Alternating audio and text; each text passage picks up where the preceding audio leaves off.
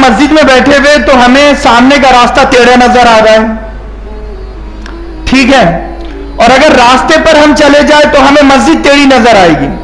तो दोनों में से टेढ़ा क्या है, मस्जिद है या रास्ता है? अरे भाई बोलो। दोनों भी टेढ़े नहीं है, दोनों भी टेढ़े नहीं है। क्यों? क्योंकि मस्जिद अपनी जगह पर सही है, क्योंकि मस्जिद किबले को मद्देनजर रखते हुए बनाई गई है, और रास्ता भी अपनी जगह पर राइट है, क्योंकि वो घरों को मद्देनजर रखते हुए बनाया गया है। देखने का नजरिया हमारा गलत है। किसी भी चीज में सही और गलत क्यों होता है? दोनों सही क्यों नहीं हो सकते? मिसाल के तौर पर करेला है, मुझे पसंद नहीं है, आपको पसंद है। आप करेले की चटनी बड़ी शौक से खाते हो और मुझे पसंद नहीं है। नहीं यार, ये बड़ा कड़वा होता है, ये बराबर नहीं है। तो क्या मैं करेले खाने वालों को बुरा भला कह सकता हूं? करेले खाने वाले करेले नहीं खाने वालों को बुरा भला बोल सकते हैं? भाई नहीं बोल सकते। उनकी अपनी चॉइस है, इनकी अपनी चॉइस है, दोनों भी सही है। बात समझ में आ रही? तो औरत अपनी जगह पर सही है, वो तो वैसे ही करेगी ना। हजरत आयशा सिद्दीका रज़ियल्लाहु अन्हा, हालांकि अल्लाह के नबी सल्लल्लाहु अलैहि वसल्लम की सोहबत हासिल है, आप में भी शौकन को मद्देनजर रखते हुए कुछ बातें हुई हैं अल्लाह के नबी सल्लल्लाहु अलैहि वसल्लम पर। आपने भी, हालांकि वो बीवी पने में आपने किया, हम ये नहीं कह सकते फतवा लगा देंगे हजरत आयशा पर के इन्होंने गुस्ताखी की अल्लाह के नबी सल्लल्लाहु अलैहि वसल्लम की। नहीं भाई, वो नेचुरल चीज है। जब अल्लाह के नबी ज्यादा वक्त किसी बीवी के पास रह जाते तो हजरत आयशा आपसे सवाल करती, क्यों आज तो वहां पर ज्यादा वक्त लग गया आपको, सबको बराबर आप वक्त देते हैं। तो ये एक फितरी चीज है, बीवी की मोहब्बत है वो। आप हजरत आयशा को उम्मती की नजर से नहीं देख सकते इस मौके पर। भाई बतौर बीवी के उनका सवाल बनता है, और अल्लाह के नबी सल्लल्लाहु अलैहि वसल्लम ने मुस्कुरा कर जवाब दिया, कहा कि फुलान ने मीठा बनाया था, मैं वहां पर वक्त लग गया। तो ये वाक़े को कुरान ने भी बयान किया है ना मोहब्बत से। तो लिहाजा जब हजरत आयशा के साथ ये वाकयात हो सकते हैं, ये एग्जाम्पल सेट करने के लिए, बताने के लिए, और ये नहीं है कि अल्लाह के नबी सल्लल्लाहु अलैहि वसल्लम नाराज हुए तो एक महीना अपनी बीवियों से दूर हुए हैं। वो शौहर और बीवी की बात है वहां पर, इसको उम्मत पर फिट नहीं कर सकते हम। ये फतवा नहीं लगा सकते 11 बीवियों पर या 10 बीवियों पर कि ये गुस्ताख रसूल हैं, इन्होंने अल्लाह के नबी को नाराज किया है और एक महीने हमारे नबी को तड़पाया है। नहीं नहीं, वो शौहर और बीवी का अपना मसला है, हम इंटरफेयर करने वाले कोई होते नहीं है उसमें, बल्कि हमें उससे पॉजिटिव थिंकिंग को लेना है, अच्छी चीजों को लेना है कि भाई जब ये नबी में और जब अज़वाज मुतहरात में और हमारे नबी में हो सकता है तो हम में भी हो सकता है। तो हमें भी एक एग्जाम्पल सेट किया अल्लाह के नबी ने कि बीवी को सुधारने का यह भी होता है कि जब वो खर्चा बढ़ाने के लिए कहे तो थोड़ी नाराजगी बताओ उससे, थोड़ा सा का दूर हो जाओ उससे, इग्नोर करो, अवॉइड करो, नजरअंदाज करो उसे। औरत सब कुछ बर्दाश्त कर सकती है, लेकिन कोई उसे नजरअंदाज करे ये बर्दाश्त नहीं कर सकती, तलमला जाएगी। एक घर में रहकर सबसे बड़ा सबक अगर कोई अपनी बीवी को लिहाजा राह रास्त पर लाना चाहता है या कुछ अच्छी चीज समझाना चाहता है तो नजरअंदाज जब उसे करेंगे, जब उसे किसी की तवज्जो नहीं मिलती है वो बड़ी परेशान हो जाती है, वही उसके लिए काफी है, वो बेचारी के लिए। सुबह से शाम तक आप इग्नोर अवॉइड करो उसे, वो शाम में आपसे ऑटोमेटिक माफी मांग लेगी, फिर हो गया झगड़ा खत्म।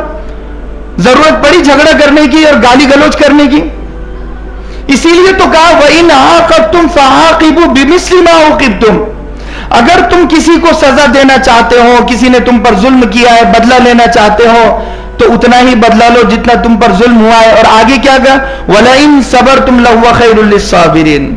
लेकिन अगर मेरे बंदो अगर तुम सब्र कर लो तो यह सब्र करना तुम्हारे लिए बहुत बेहतर है।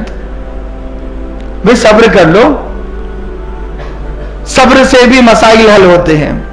गाली के बदले में गाली देना, लाफे के बदले में लाफा मारना, तमाचे के बदले में तमाचा मारना, लात के बदले में लात मारना, तो फिर झगड़े ही झगड़े हो गए। कांटों के बदले में कांटों बिछाना, तो फिर पूरी दुनिया में फूल हो गए ही नहीं। भाई हम सबको आपस में रहना है, तो एक दूसरे के साथ सब्र के साथ, तहम्मुल के साथ बर्दाश्त कर लो, समझौता कर लो, एक दूसरे को बर्दाश्त कर लो। इस तरीके से यह मुआशरा वजूद में आएगा और एक अच्छा माहौल हम हमारी नस्लों को दे सकते हैं। और बराए मेहरबानी ये मोबाइल ले ले। और मैंने शुरू में जो कहा था कि गैर मुस्लिम लड़के मुस्लिम लड़कियों से शादी नहीं कर सकते हैं, वहां पर कहा कि तुम अपनी लड़कियों की शादी गैर मुस्लिम लड़कों से मत करो, अगर गैर मुस्लिम लड़के में कितनी ही क्वालिटीज क्यों ना हो, एडवोकेट हो, डॉक्टर हो, इंजीनियर हो, माहिर हो, खूबसूरत हो, क्यों ना हो। और आगे कुरान ने कहा वला अब्दुम मुमिन खैरुम मिन मुशरिकिन वलो आजबतकुम, अगर मुसलमान मर्द है, वो बेचारा फकीर है, हकीर है, गिरा हुआ है, निचली जात का है, और एक गैर मुस्लिम वेल एजुकेटेड है, तो इस गैर मुस्लिम के मुकाबले में ये फकीर, ये भिखारी, ये दामाद बनने के लायक है। लेकिन वो गैर मुस्लिम चाहे वो जज और वकील और पुलिस ऑफिसर क्यों ना हो, कितनी बड़ी पोस्ट पर क्यों ना हो, वो तुम्हारे लिए बेहतर हो ही नहीं सकता है, क्योंकि इसके पास इस्लाम है, ये कलमा पढ़ने वाला है। ये चमार क्यों नहीं होता। आज हमने शादियों को बड़ा मुश्किल बना दिया है, बोल बोल कर परेशान हो गया हूं मैं तो, कि बिरादरियों के मसाइल से और इन छोटी सी जिंदगियों से हमें बाहर आने की जरूरत है। चौधरी चौधरी को देंगे, कुरैशी कुरैशी को देंगे, शेख शेख को देंगे, काजी काजी को देंगे, पठान पठान को देंगे। भाई इन बिरादरियों से हम कब निकलेंगे। मेमन मेमन को देंगे। इन बिरादरियों से निकलने की जरूरत है। हमने बिरादरियों को लाकर शादी को मुश्किल बनाया है। जब अल्लाह कह रहा है कि एक गैर मुस्लिम वेल एजुकेटेड लड़के से एक मुसलमान फकीर दामाद बेहतर है, फकीर तो वो चाहे शेख हो, पठान हो, सैयद हो, काजी हो, कोई भी हो, भाई मैं मेरी बेटी इसको दूंगा क्योंकि ये मुसलमान है, बस ये बेस और ये बुनियाद होनी चाहिए। और यहां पर कहा कि अगर गैर मुस्लिम लड़की चाहे कितनी ही अच्छी क्यों ना हो, हर क्वालिटी उसमें क्यों ना हो, एक मुसलमान लड़की भिकारन है, फकीरन है, नीची जात की है, फटे हुए कपड़े हैं, वो मुस्लिम लड़की जो खादिमा है, नौकरानी है, बांदी है, वो बेहतर है वो गैर मुस्लिम लड़की से जो वीआईपी क्यों ना हो। तो जब अल्लाह कह रहा है कि ये मुस्लिम लड़की जो फकीर है, गरीब है, ये बेहतर है गैर मुस्लिम अमीर लड़की से, तो फिर हम क्यों कॉम्प्रोमाइज नहीं कर सकते इन मामलात में। भाई अगर एक मुस्लिम लड़की है बेचारी, गरीब होने की वजह से उसके रिश्ते नहीं हो रहे हैं, और अगर मिसाल के तौर पर कोई भी बिरादरी मेरी हो, अगर मैं चौधरी हूं, अगर मैं पठान हूं, सैयद हूं, तो क्या मैं मर जाऊंगा अपने बेटा उसे अपनी बहू बनाऊंगा। तो इन झमेलों से, इन मसलों से निकलने की जरूरत है। उम्मत बढ़ चुकी है बिरादरियों में, बिरादरी की बुनियाद पर रिश्ते कैंसिल हो रहे हैं। कितनी ही अच्छी और दीनदार लड़की क्यों ना हो, बेचारी खूबसूरत नहीं होती तो हम रिश्ता नहीं करते, लंबी होने की वजह से रिश्ता नहीं करते, मोटी होने की वजह से रिश्ता नहीं करते, तो फिर ये गैर मुस्लिम लड़कों के साथ नहीं जाएगी तो फिर किसके साथ जाएगी। कौन जिम्मेदार है इसका। शादियों को मुश्किल बनाने वाले जिम्मेदार है इसके। और एक और बात कि खानदान में हम शादी नहीं करेंगे, खानदान की लड़की से शादी नहीं, क्यों। खानदान की लड़की इंसान नहीं है। खाला की लड़की आप शादी क्यों नहीं कर सकते उस लड़की से। मामू की लड़की से शादी क्यों नहीं कर सकते। बाहर रिश्ते तलाश करो, पूरा नांदेड़ छान लिया, पूरा औरंगाबाद छान लिया, पूरा महाराष्ट्र छान लिया। अरे अल्लाह के बंदो, तुम्हारे खानदान में एक लड़की है बेचारी, तुम्हारी कजिन है, उससे शादी कर लो। मर जाओगे अगर उससे शादी नहीं करोगे। अगर सब उसे रिजेक्ट करेंगे तो फिर वो जाएगी नहीं किसी और के साथ, तो किसके साथ जाएगी फिर। ये मिशन हो रहा है कि मुस्लिम लड़कियां फुला फुला इतनी लड़कियों को हम अपनी बहू बनाएंगे, 3000 इतनी लड़कियों को बहू बनाएंगे हम। वो जात नहीं देखते हैं। किसी गैर मुस्लिम लड़के से आप पूछो, मुस्लिम से उसने शादी की है, भाई तूने सैयद देखकर की है या पठान देखकर की है? वो कहते हैं भाई मुसलमान है, ये देखकर की है। बदला, वो बदला निकालने के लिए इस्लाम को देख रहा है, मुसलमान है, और हम सुन्नत जिंदा करने के लिए मुसलमान को देख नहीं सकते, इस्लाम को देख नहीं सकते।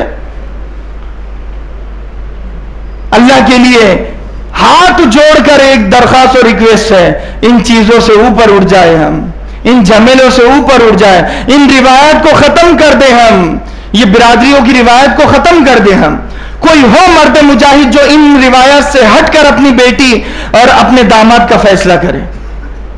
हट जाओ इन रिवायत से, खत्म कर दो इन बेड़ियों को, इन दीवारों को खत्म कर दो, माशरे में उसवत पैदा कर दो, कुशादगी पैदा कर दो, सिर्फ दीन की बुनियाद पर रिश्ते करो। अगर गरीब की लड़की है, चमार की लड़की है, अगर दीनदार है, कर दो उससे शादी। निकाह को रिवाज दो, आम बनाओ जल्द अज जल्द अपने बच्चों के, और ये मोबाइल छीनो अपने बच्चों से। ये दिन रात फुला फुला लड़कियों को देखते हैं, और ये बेचारा जन्नत की हूर तलाश करता है। नांदेड़ में जन्नत की हूर कहां से मिलेगी? बे बताओ, जन्नत की हूर नांदेड़ में कहां से मिलेगी? कश्मीर में नहीं मिल सकती है। ये बेचारा नांदेड़ के घर में बैठकर दरवाजे खिड़कियां लगाकर ये हूर की तमन्ना करता है कि उसके बाल ऐसे हो और वो इतनी खूबसूरत हो और मुझे ऐसी चाहिए। अब बेचारा दिन रात मोबाइल में खूबसूरत लड़कियों को देख रहा है, जब ये किसी की लड़की को देखने जाता है, वो बेचारी दुबली हो, नहीं दुबली दुबली दुबली चाहिए मुझे, मोटी है, नहीं ये काली है, नहीं ये लंबी है, नहीं इसके बाल छोटे हैं। अल्लाह के बंदो, वो अल्लाह की बनाई हुई मखलूक है, क्या वो अपनी मर्जी से ऐसे बनी है? अगर तुम उसमें कोई कमी और नक्स निकाल रहे हो तो तुम अल्लाह पर इल्जाम लगा रहे हो कि ऐ अल्लाह तूने बराबर बनाया नहीं है, इसकी नाक बराबर नहीं बनाई है, थोड़ा सा नाक बारीक बना देता, थोड़ा सा इसे लंबा कर देता, थोड़ा सा इसे दुबला कर देता। यह अल्लाह पर उंगली उठाना है और किस पर नहीं। बातें बहुत सारी हैं। अल्लाह के लिए अपने बच्चों पर नजर रखे। 7 साल के हुक्म में नमाज का हुक्म और 10 साल की उम्र में नमाज ना पढ़ने पर तंबीह की जाए। 10 साल से ऊपर के बच्चे हो जा रहे हैं, बाप बोलने के लिए तैयार नहीं, मां बोलने के लिए तैयार नहीं, कोई बोलने के लिए तैयार नहीं है। अपनी बच्चियों पर नजर रखे, पर्दा उन्हें कराए, इस्लाम उन्हें समझाए, अल्लाह से मोहब्बत उन्हें सिखाए, तौहीद सिखाए, वहदानियत सिखाए, उन्हें यह बताए कि लिहाजा गैर मुस्लिम लड़का किसी भी हालत में बेहतर नहीं है, किसी भी हालत में बेहतर नहीं है। बात समझ में आ रही? उम्मीद है कि हमारे दिमागों में कुछ बैठ गया होगा। अल्लाह के